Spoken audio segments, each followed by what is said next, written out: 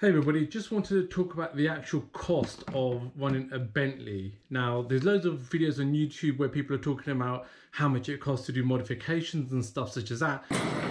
Clearly, Jeremy had done rather more than that. However, I just wanted to give you a real world example of how much it costs me a year to run my Bentley and all the different items. So I'm just going to go through all of the costs so it's transparent and everybody can see how much it does actually cost to own and run a Bentley. So first thing, the most important thing is insurance. And so I'm just looking at all my costs here. So I pay £550 a year for insurance, and that has a £1,000 excess, which in America you call it deductible. So £550 I insured for. Last year it was £500, so everything's gone up, so £50 extra, but that's quite reasonable for a 6-litre twin turbo 600 bhp car. That's not too bad of a cost for insuring a car such as that. So as an example, I've got a Toyota CHR and it costs me more to insure that. So the insurance on the Toyota is around about, I think, £610 a year. So, and that's a 1.8 hybrid car. But the Bentley is cheaper, so go figure. The next expense, annual expense, is road tax. So the road tax on this car costs £630 a year. So that's just the general tax you pay just to have your car on the road. And obviously the tax bands vary depending on how much CO2 the car pushes out. So for example, on the CHR, the annual road tax is, I think it's £165. So that's road tax. The next one is MOT. So the MOT is equivalent of what you'll have in California as a smog test. So MOT, they check various aspects of the car to ensure it's compliant. And that's not a lot, that's about £40. However, if you look around, you can get offers probably even for £30 a year just to get that certificate to say your car's all good for the year.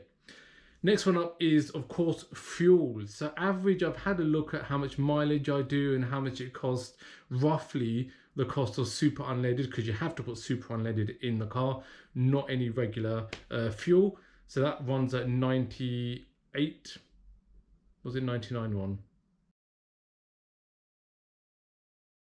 Can't remember now. Sure, I can't remember now off the top of my head.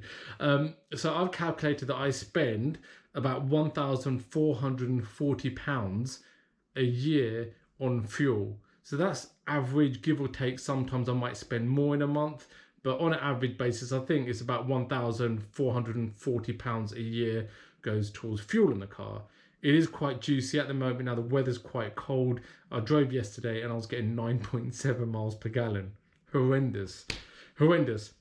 Next one up is servicing. Annual servicing, I've looked at it. Yes, sometimes I've done a video on how much I've spent on servicing, which was, I can't remember how much the cost was now, but average, you can probably say set aside £1,000 a year for your servicing. So that would just cover your basic service and maybe a couple of small items that you may need to have done on the car. But I think £1,000 is a good budget if you're putting it to the side to understand how much you're going to spend a year on owning the car. So if you add all of that up with all of the items of insurance, road tax, MOT, fuel, servicing, you're looking at approximately £3,660, which translates to about $4,576 for our friends on the other side of the pond. At first I thought, well, that doesn't seem that much to own a car such as this, but actually £3,660 a year to run the car, and I'll say that will be the minimum, is actually quite a lot now. Now that I've put all the figures down and having a look at the numbers, it's quite a lot, really. But because the costs are all divided up, you don't really think of it. Insurance and everything comes at different points in the year, so you kind of absorb it in a different way. So it's not, now thinking about it, as cheap as I necessarily thought.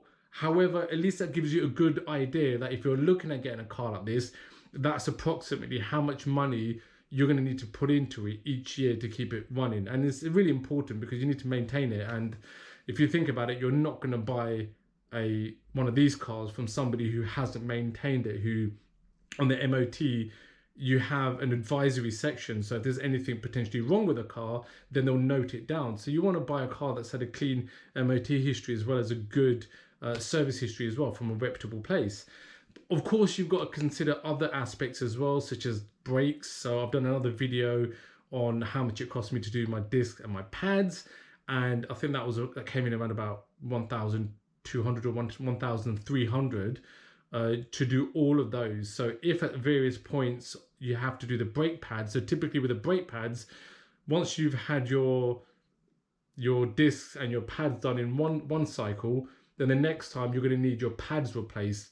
And after you've had your pads replaced, generally on the next cycle, you're going to need your disc replaced. Again, it's all relative to how you drive and the conditions that you drive in. So factor that in as well. The brake pads themselves are not that expensive. You're probably looking at around about £130 per pair for the front, and then another 130 or so for the rears, something like that. So by themselves, it's not a huge cost, but it just hits you when you do it all at once.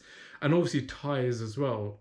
I've actually found the tires last pretty good on these, even though it's four-wheel drive.